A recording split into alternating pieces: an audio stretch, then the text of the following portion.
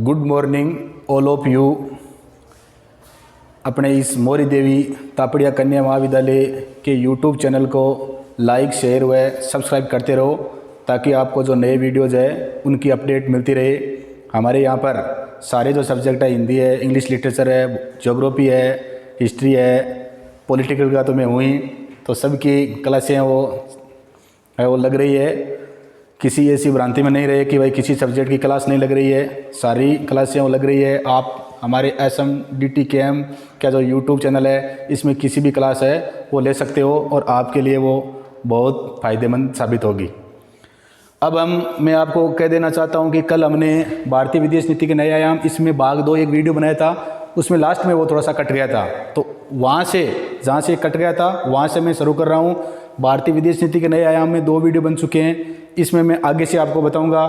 तो भारतीय विदेश नीति के आयाम में मैं इसको आपको जो 8 विशेषताएँ ये बता चुका हूँ। अब आज हम जो इसकी 8 विशेषता है वो पढ़ेंगे। 8 विशेषता है वो है कनेक्ट सेंट्रल एशिया। कनेक्ट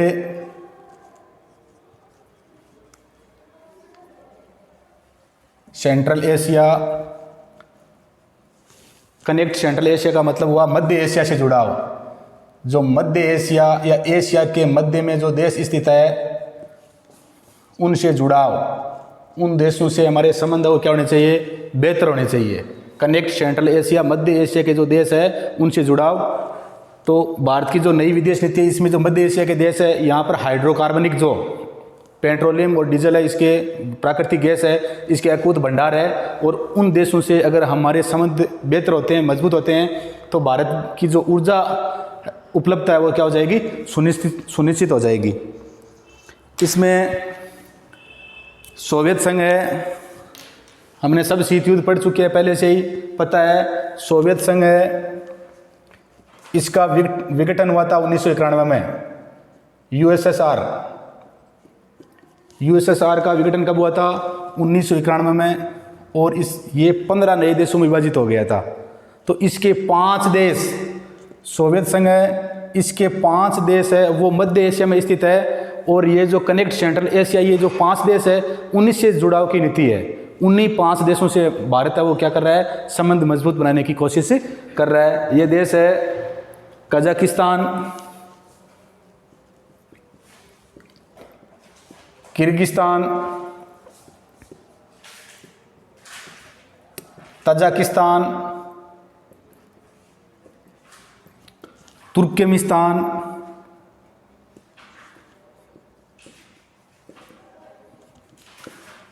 और उज्बेकिस्तान। एक बार नेट JRF के एग्जाम में क्वेश्चन आया हुआ है, जो कनेक्ट सेंट्रल एशिया, मध्य एशिया जो जुड़ाव की भारत की नीति है, इनमें कौन सा देश शामिल नहीं है। तो अपने को ध्यान रखना है कि भाई ये कजाकिस्तान, किर्गिस्तान, तजाकिस्तान, तुर्कमेनिस्तान और उज्बेकिस्तान।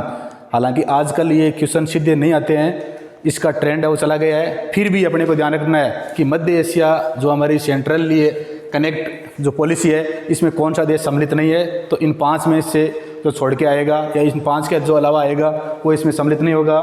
तो कजाकिस्तान, किर्गिस्तान, तजाकिस्तान, तुर्कमेनिस्तान और उज्बेकिस्तान, ये जो 5 देश है ये किसी समय इस सोवियत संघ USSR है इसके भाग थे, परंतु 1991 में जब सोवियत संघ इसका विघटन हो गया तब ये 5 देश स्वतंत्र हो गए थे।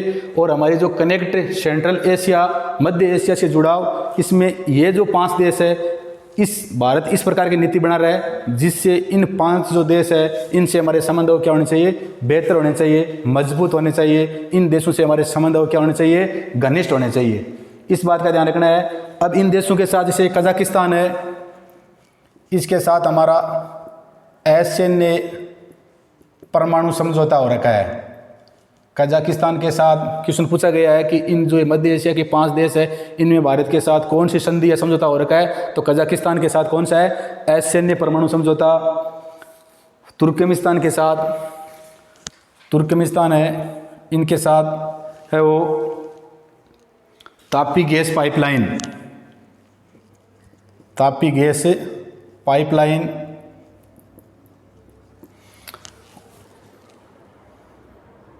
और किर्गिस्तान के साथ में किर्गिस्तान के साथ में प्राकृतिक गैस है, इसका भारत ने समझौता कर रखा है। तो ये कनेक्ट सेंट्रल एशिया, इसमें मध्य एशिया के 5 देश है।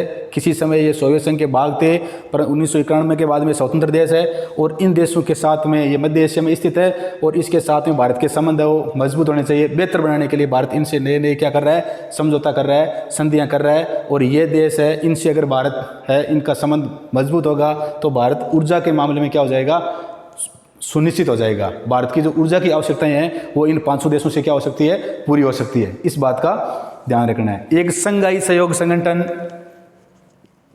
संघाई सहयोग संगठन SCO, जिसकी स्थापना हुई थी जून 2001 में। कब हुई थी, जून 2001 में, और इसका मुख्यालय कहाँ है, चीन की राजधानी बीजिंग में है। कहाँ है, चीन की राजधानी बीजिंग में है। इसमें पहले 5 देशों ने, चीन, रूस, कजाकिस्तान, तजाकिस्तान और ये तुर्कमेनिस्तान, 5 देशों ने मिलकर ये संघाई सहयोग संगठन आर्थिक रूप से, राजनीतिक रूप से, सांस्कृतिक रूप से आपस में सहयोग करना। अब भारत भी जो संघाई सहयोग संगठन है, जिसका भारत 2005 से पूछा गया है क्वेश्चन कि भारत संघाई सहयोग संगठन है, इसका पर्यवेक्षक राष्ट्र कब से है, तो 2005 से भारत को इसका पर्यवेक्षक का दर्जा मिल चुका था। और 2017 में इसकी जो 17वीं बैठक हुई थी, संघाई सहयोग संगठन की 17वीं बैठक हुई थी, जिसमें भारत है, इसको इसकी संघाई जो सहयोग संगठन है, इसकी क्या मिल गई, सदस्यता मिल गई। वर्तमान समय में इसके 8 देश है वो संघाई सहयोग संगठन के सदस्य है। पहले जब स्थापना हुई थी तब 5 थे, भारत, चीन और उज्बेकिस्तान है, इनको इसकी मिल गई। तो ये जो संघाई सहयोग संगठन है, इसमें भारत को जो सदस्यता मिली है वो किसके कारण मिली है, ये जो मध्य एशिया के देश है, इनसे हमारे संबंध बेहतर है, मजबूत है, इसके कारण ही भारत को क्या मिली है, संघाई जो सहयोग संगठन है, इसकी सदस्यता मिली है। ये अपनी 8वीं जो विदेश नीति के नए आयाम है, 8वीं विशेषता अपन पढ़ चुके हैं। संघाई सहयोग संगठन के बारे में या मध्य एशिया के जो ये देश है, इनके बारे में ध्यान रखना, क्योंकि यहाँ से क्वेश्चन है वो पुटअप होने की पूरी संभावना रहती है। अब जो इसकी अगली विशेषता है वो है पैरा डिप्लोमेसी। पैरा डिप्लोमेसी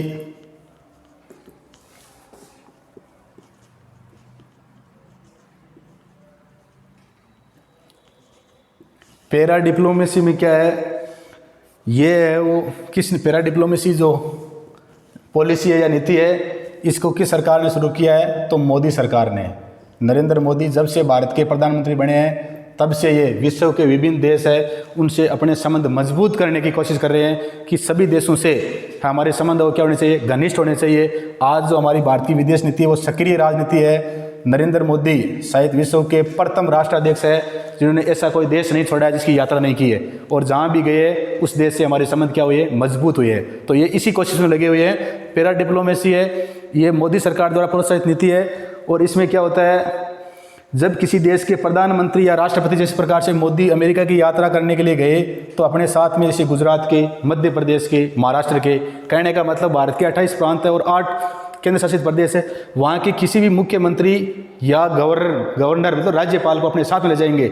और वहाँ के जैसे अमेरिका जाएंगे तो अमेरिका का कोई स्टेट है जैसे कैलिफोर्निया है, न्यूयॉर्क है, वहाँ के मुख्यमंत्री या गवर्नर से उनकी क्या कराएंगे, उनकी आपस में वो संबंध बनाएंगे, उनकी मुलाकात कराएंगे।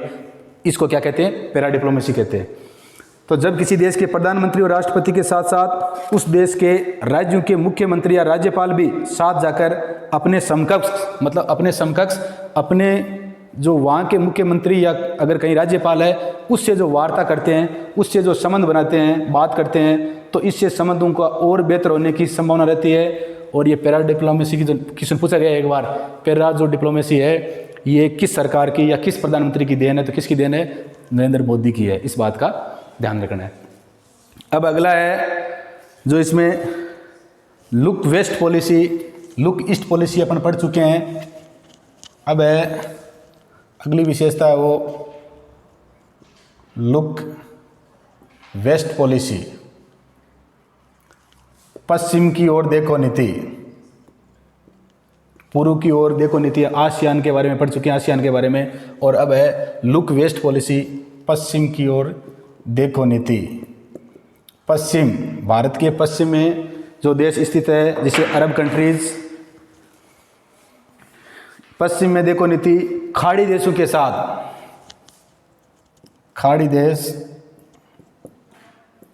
या अपन इसे अरब देश भी कह सकते हैं, जहाँ पर भी हाइड्रोकार्बनिक, पेट्रोलियम और प्राकृतिक गैस है वो प्रचुर मात्रा में है। और इन देशों से अगर अपने संबंध बढ़िया होंगे तो भारत ऊर्जा के मामले में क्या हो जाएगा, आत्मनिर्भर हो जाएगा। भारत ऊर्जा के मामले में क्या हो जाएगी, सुनिश्चितता है वो आ जाएगी। खाड़ी देशों के साथ बेहतर संबंध स्थापित करना, इस नीति के कारण भारत की ऊर्जा सुरक्षा है वो क्या हो जाएगी, भारत है खाड़ी देशों से हमारे संबंध है वो बेहतर होने से, मजबूत होने के कारण ऊर्जा के मामले में भारत क्या हो गया है, सुनिश्चित हो गया है कि भाई ऊर्जा है, ये पेट्रोलियम जो पदार्थ है इसकी इन खाड़ी देशों से हमारी क्या होती है, पूर्ति होती है। और किसी भी देश की अर्थव्यवस्था में जो पेट्रोलियम पदार्थ है वो मानव शरीर में जिस प्रकार से रक्त काम करता है, वैसे किसी देश की जो अर्थव्यवस्था है उसमें पेट्रोलियम के बगैर वो अर्थव्यवस्था है वो विकास नहीं कर पाएगी। तो हम ऊर्जा के मामले में सुनिश्चित है वो खाड़ी देशों से संबंध बढ़ने के कारण ही होंगे। और इन खाड़ी देशों में इन खाड़ी देशों में 3 देश प्रमुख है, यूएई, संयुक्त अरब अमीरात, सऊदी अरब और बहरीन। पिछले दिनों में यूएई और सऊदी अरब के जो प्रिंस राजकुमार है वो भारत की यात्रा कर चुके हैं। और इन देशों से नरेंद्र मोदी है, इनके प्रधानमंत्री बनने के बाद में हमारे संबंध वो क्या हुए हैं, मजबूत हुए हैं। इसके बाद में हम जो अगली विशेषता है भारतीय विदेश नीति के जो नए आयाम है, इसमें जो अगली विशेषता है वो है soft power diplomacy. Soft power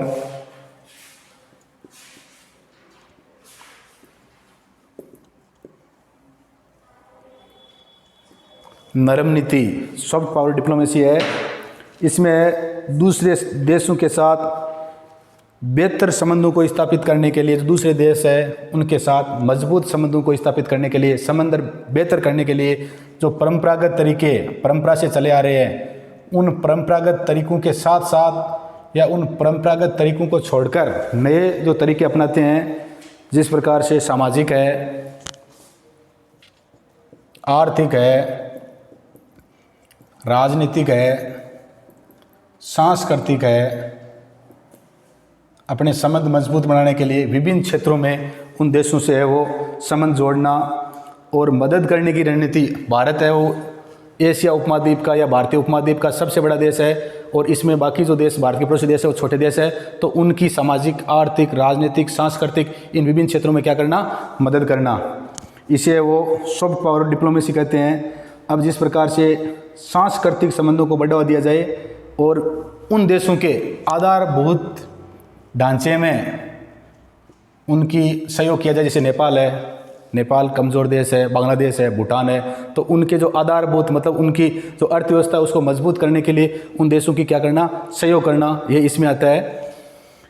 इसमें देखो जैसे भारत और इन जो अपने पढ़ रहे हैं सॉफ्ट पावर डिप्लोमेसी, इसमें भारत और बांग्लादेश इनके संबंधों की हम चर्चा कर सकते हैं। आधारभूत ढांचे के मामले में भारत ने बांग्लादेश की बहुत ज़्यादा क्या की है, बांग्लादेश की जो अर्थव्यवस्था है इसको खड़ी करने में भारत ने मजबूत भूमिका है या महत्वपूर्ण भूमिका निभाई है। जिस प्रकार से रविंद्रनाथ टैगोर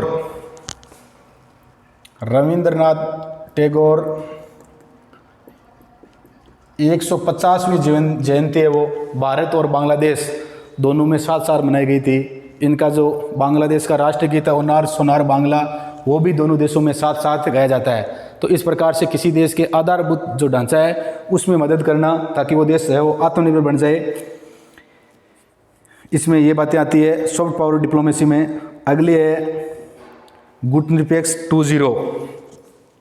भारतीय विदेश नीति का एक नया आयाम है गुटनिरपेक्ष 2.0 या गुटनिरपेक्ष 2.0। इसमें यह है भारतीय विदेश नीति के थिंक टेकर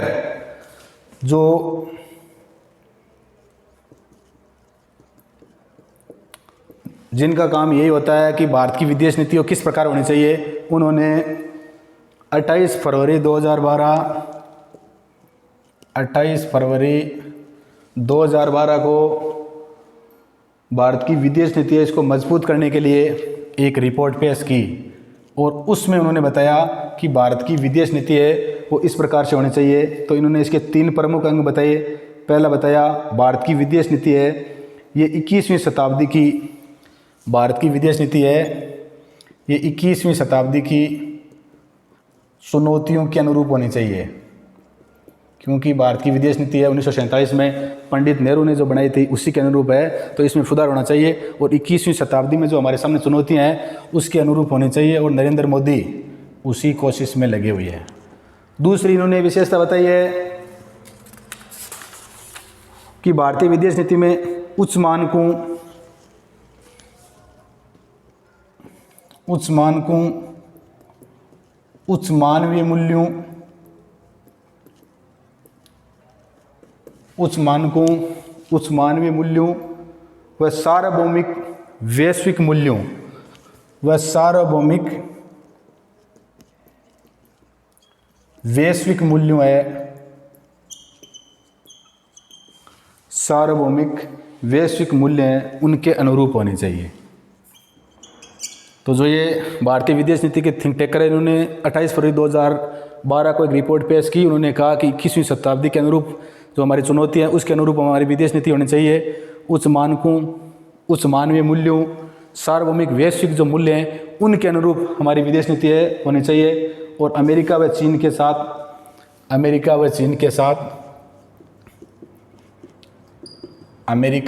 के साथ संतुलित संबंध होने चाहिए।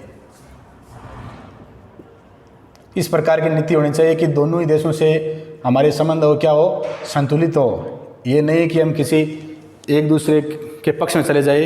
इस प्रकार की विदेश नीति होनी चाहिए कि दोनों ही देशों से हमारे संबंध हो क्या होने चाहिए, संतुलित होने चाहिए। तो हमने आज भारतीय विदेश नीति के नए आयाम है, ये हमारा ये क्वेश्चन है या ये जो टॉपिक है वो पूरा हो गया है। अब आगे की क्लास में हम नया टॉपिक लेकर आएंगे। धन्यवाद।